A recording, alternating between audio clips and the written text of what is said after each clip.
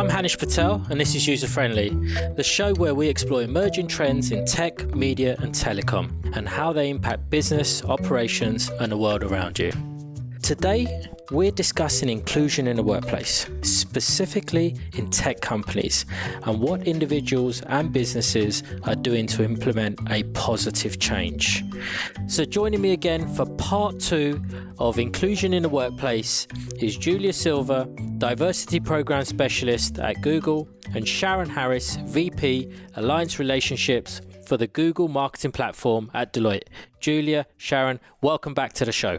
Thanks for having us. One of the things I want to talk about is around experience, and I'm about to throw in a technical term, and I know we go against that in user-friendly, but intersectionality, and we hear a lot of that, right? And yes. I would love for you guys to help our listeners understand what that really means and how that's kind of talking about the experiences of individuals and so forth. Certainly. Intersectionality is actually one of my favorite terms. The philosophy behind intersectionality was developed by Dr. Kimberly Crenshaw at Columbia University, and it really speaks to the idea that we are not a single identity. She started her research looking at the role of African American women in society, meaning while I am a woman, I'm a Black woman. My experience in the universe is very different, and particularly my experiences at work are different. But I am not mutually excluding anything. I'm both things at the same time. And what intersectionality does, and particularly today, it's really critical because as we think about identity and how identity is constructed, whether it's, when Julia talks about being Brazilian and Portuguese, where someone can say I'm African American and I'm Latina, we are a combined set of experiences. We are the experiences of our gender, of our race, of our religion, of our ethnic beliefs, and all of those things come together. So when we think about, how groups experience the workplace, how they experience the world, you have to factor that in. No one is just one single thing. And I think what intersectionality does is really highlight how we pursue certain issues. I mean, you nailed it. I was only going to add this. It's the concept of multi-identity, right? We have multiple identities that we can self-identify as, and those different lanes can impact your experience, but also how you're perceived by others. And I think a little bit of unconscious bias comes up as well, right? And so there's these biases that we have to be mindful of. And I think in diversity and inclusion work specifically, intersectionality is going to be huge and is already something that we're thinking through, at least in the work that I do, is how can we make sure that when we're doing, let's say, a program for women, we're being very mindful of the experiences of women of color. And then within that, the differences between a Black woman, a Latina woman, an Asian woman, Indigenous women, we all have our own lived experiences, and we have to be aware that they don't match, and that we need to continue to develop programs to kind of build on those communities so that it's not all a women's issue. It's, we need to look at the intersectionality there as well to really make progress moving forward. So just thinking about what you've both said there, right? I mean, obviously, conscious bias has no space in the workplace, wherever you are, right? And you touched upon unconscious bias, right? And we're all learning. We continue to learn how about ourselves and our own unconscious bias. But when do we get to the stage where we can truly be our authentic self at work? And I know that's somewhat of a philosophical question, but I say that because all organizations are saying, bring your authentic self. Yes. But with these biases, even the unconscious ones, it can be difficult to then still be successful. It's a tough one, right? That is a tough one, Hanish. That's a really tough one because I think it's a work in progress. When we think about unconscious bias, and it's important for people to understand, everyone has unconscious bias.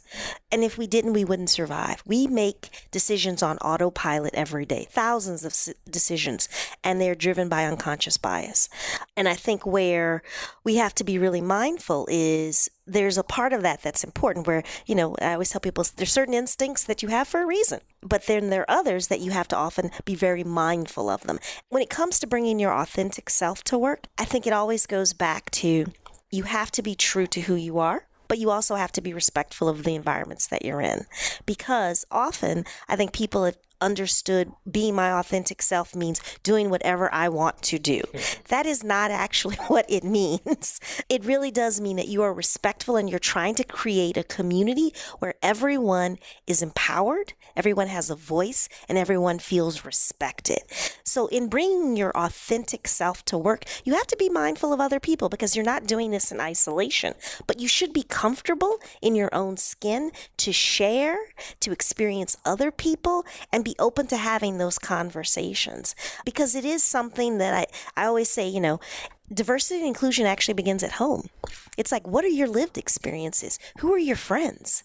What kind of neighborhoods do you live in? Where do you go for dinner? Do you experience the broader world? Because there are many people who don't for a variety of reasons. Namely, it's just comfortable. But when you come into the workplace and you're encountering people with different backgrounds, different interests, you now have to open yourself up. And I always challenge people, take some of what you're doing at work and bring it home. Because until you start to live that authenticity, it's not truly genuine.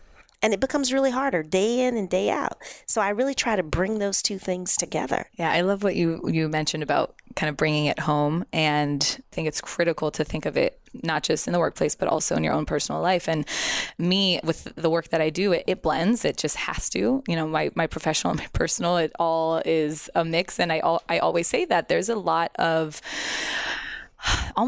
there's this like emotional labor in the work that we do because I have so much empathy also, and I feel so passionate about making whatever influence that I can to help, again, empower someone or just bring mindfulness and awareness to the fact that this is going on. Because sometimes, again, it's just blindfolds. People just don't want to look outside of the four walls and realize like, oh, maybe I can make small adjustments to the way that I live that can then kind of further the conversation. And I do think with the authentic self is I always had a really hard time with that. I have a pretty big personality. And when I was younger, I was always told to kind of tone it down, be more humble, just like, don't be too much. This idea of like, don't shine too bright. And so it stuck with me because I never felt that I could fully be myself and be expressive. Like, look at me, I talk with my hands. This is how I am, until I went to Google. And honestly, it's such a testament to the culture that they've been able to develop, because I feel that I show up every day at work and I am my true self. I have people that I'm surrounded by that respect me. I think respect is super critical, that respect the work that we do as an organization, and that culture, it's really, really powerful. And it's something that a lot of organizations should just do a quick check and say like, what kind of culture do we have and what do we really want to build on? Because you can still course correct, right? Oh, absolutely. You can still make adjustments. And again, I just think it's mindfulness, being aware of the fact that this is something we need to work on and just go and start making some change. Let's talk about making some change. And there's two very successful individuals sitting right in front of me. What would be your guidance that you'd give to someone who's starting off earlier on in their career? And I anchor on what you said earlier about don't shine too bright. What would you both impart? Wow. I told you they get tougher, didn't I? They get tougher as they go along. For someone starting out in their career today, I think the most important thing is know what your value is, because it can't be taken away from you, but you have to know what it is. You don't want it defined by someone else. And it speaks volumes. And I've watched, there's a lot of young people in our practice who are just getting started and, they're nervous and they're anxious and they want to impress someone. And I always sit them down and I say, let's go through what is it that you bring to this role? Because it's important that you understand your value. And once you do, it will help you give voice to what your skills and accomplishments are in a way that's authentic to you. Not everyone is a braggart. Some people love to boast and love to brag. Other people don't. But you can find ways to express your accomplishments, the skills you bring to the table, and your personality. I loved when you talked about, don't shine too bright. I'm a Southerner. And Southern women are somewhat genteel, but also a little bit chatty Cathy. And, and I'm always the one they're like, okay, Sharon, are you going to stop talking now? And I was like, when I'm done, I will. But, you've got to find a way to blend who you really are and where you come from in those experiences and make them work for you. My chatty Cathy behavior helps me make friends with everyone. They're like, how do you know everyone here? And I was like, because I've talked to them all. You find your particular, comfort zone, that sweet spot for you that makes you who you are. It makes you comfortable, you're happy, but you're open to all those new experiences. And I think that's really important. I think also for people who are starting out in the workplace today, and we touched upon this, it's important to have mentors and sponsors. And it's important to understand the difference between the two, because mentorship is really about people who help guide you, who provide coaching, who give you that sort of extra lens around here's what this workplace involves. Here are the requirements, because you still have to perform. Sponsors are people who are willing to put their necks on the line to say, yes, this person should be on that project. This is a person we should consider for promotion. This is a person that I want to see in the spotlight. And it's important as you begin your career, you start to cultivate people. And it's one thing that I always stress to people, don't look for mentors and sponsors that just look like you. Look for mentors and sponsors from all walks of your business.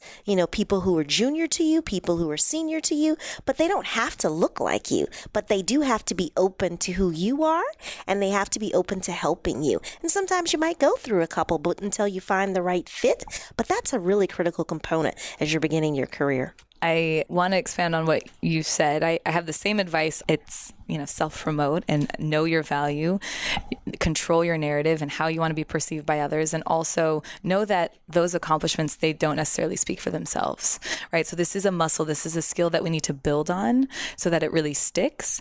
And I did want to mention something because you said not everyone's a bragger. Well, here's the thing. It's not bragging if it's based on facts. True. So I always say that, right? Because there is that social perception of like, oh, if I'm talking about it myself, I'm coming off as bragging. Well, if you're sharing factual information, it's not really bragging. No, it's right? not. You always have to have the receipts. Exactly. And so, my advice is don't shy away from it. I never really liked to talk about my success until recently, because again, there was that kind of stigma and that idea of, oh, I don't want to be bragging. But I do also think that another piece of advice that I'm thinking back to when I started working is that whatever, your first job is out of college, it doesn't mean that that's what you're doing forever. It is a step to the next opportunity, and just being open to what those opportunities can be is really critical. And kind of not just zoning in on one thing, but being open to like trying different things, trying different skills, trying different hobbies, different passion areas. That's where you're going to find your fit. When I first started, I started working in advertising. My first job was in marketing, and now I work in diversity and inclusion work. Like it's a very different line of work that I do now. It's all related, and it's all gotten me to where I need to be. And so take everything kind of as it is and don't stress too much, because there's this idea of like, oh my gosh, my first job, it needs to be amazing. It needs to be perfect. I need to make sure I'm at the right company.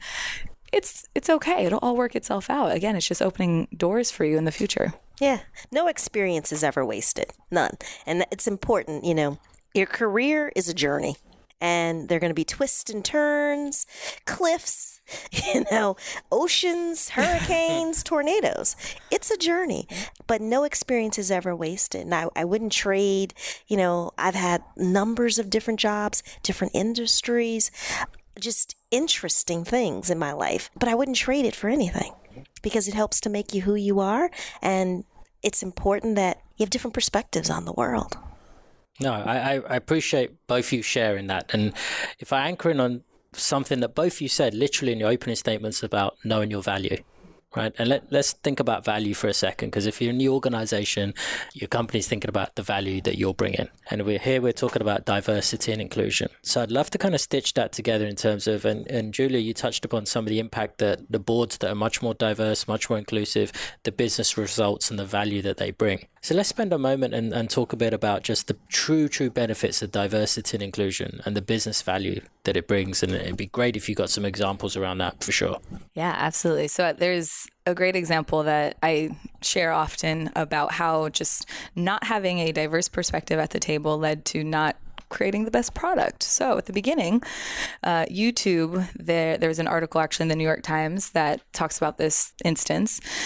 The developing team, they were working on the video uploads, and there was about a 10% error. And they were thinking, well, what's happening? What's going on? The videos were being uploaded upside down. What they realized is everyone on the developer team was right-handed. So when you have a left-handed person who's filming a video, it's going to come upside down. That's a perfect example of just not having a diverse perspective at that table. There could have resulted in no errors from the beginning. But it's showcasing how having a diverse group is so critical for you to, again, create better products for the users that you're servicing.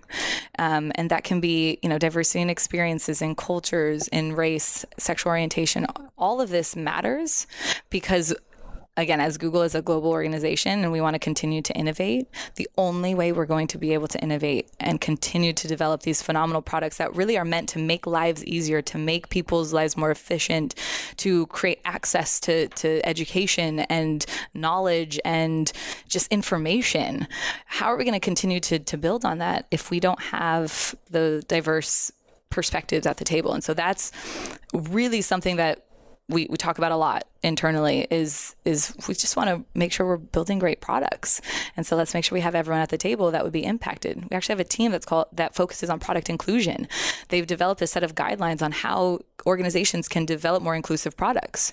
So, and that can be, for, people with disabilities. You have to make sure that you're creating products that are going to be used for everyone by everyone. So yeah, I think that's just a perfect example of just, again, how not having that initial diverse perspective, you kind of miss out on opportunities. Fantastic. So when I think about that, what's next for diversity and inclusion in the workplace? I mean, how can we, all of us as individuals, continue to grow, and companies, how we grow, and what does that mean within the tech industry that we're in? So I personally, I thought about this, and I think it's really important to have your short-term goals, but really looking at the long-term strategy. And something that we've talked about recently on my team is, how are we supporting those individuals and those leaders 10, 15 years from now? Because there's only so big of a talent pool right now, in the sense that we're all these tech companies, everyone's trying to solve this problem, right? It's like diversity and inclusion, it's the hot topic. So we're all trying to kind of go after the same tech talent to make sure that we are, again, representative of the communities that we're servicing. But that is a limited pool. So let's take a step back. Let's see, well, why is that there's a limited pool in terms of computer science education? And let's look at the schools. Are there equitable computer science opportunities for kids across all schools? Right now, not necessarily. And there's a big program at Google where we're actually working with students so that we can encourage students from diverse backgrounds to want to pursue a career in computer science, but you have to give them the access to that. And so I think long term, it's like we need to look at, from the beginning, make sure that we are supporting those future technologists, providing the opportunity for education for girls. There's a stigma still on like becoming an engineer. It's like, how do we change that stigma? We launched Made with Code in 2014, which is focusing on showing girls how coding can be fun. It can be creative. You can build amazing products, because we know that we want to support those girls from the youngest age so that they are our future technologists that we can then bring to the table. So I do think short-term goals are really important, and we want to continue to build on this work. But for true impact, there has to be that longer term strategy. And I think as an industry, we need to look at this collectively, because we don't want it to be, one tech company is kind of like poaching from the other, or, pulling talent from the other because we're trying to fix our problem. It's like, no, how as an industry are we going to fix this problem? So that's just one of the things I know at least Google is really working hard towards providing those opportunities and providing funding towards like CS education. And it's phenomenal to see. And I think that it'll have huge impacts, 5-10 years from now.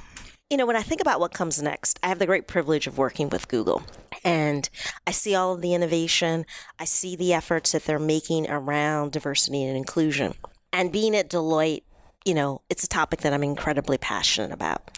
And when I think about what comes next, I think it's one, continued commitment on this journey, because it is a journey, and it's about how we create those inclusive cultures, how we foster inclusion through everything we do, all of our consulting teams, the pods, the products that we build, the conferences that we attend. But I think also a part of what comes next is really that next step where we talk about how do we help people take all of these great ideas and principles home to their children, to the future generations. And it starts very young. It starts, when kids are 1 or 2 years old. What are the images that we're showing to them?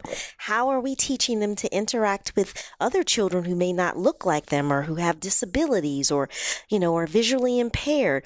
Are we building the next generations up so that we can start to really have true solutions and have environments that are truly inclusive from the beginning, where it's just an understood? That's really what comes next for me. I wanted to mention one more thing as you were talking about like the support at Deloitte. I think what's also really important next is just accountability from leaders across organizations.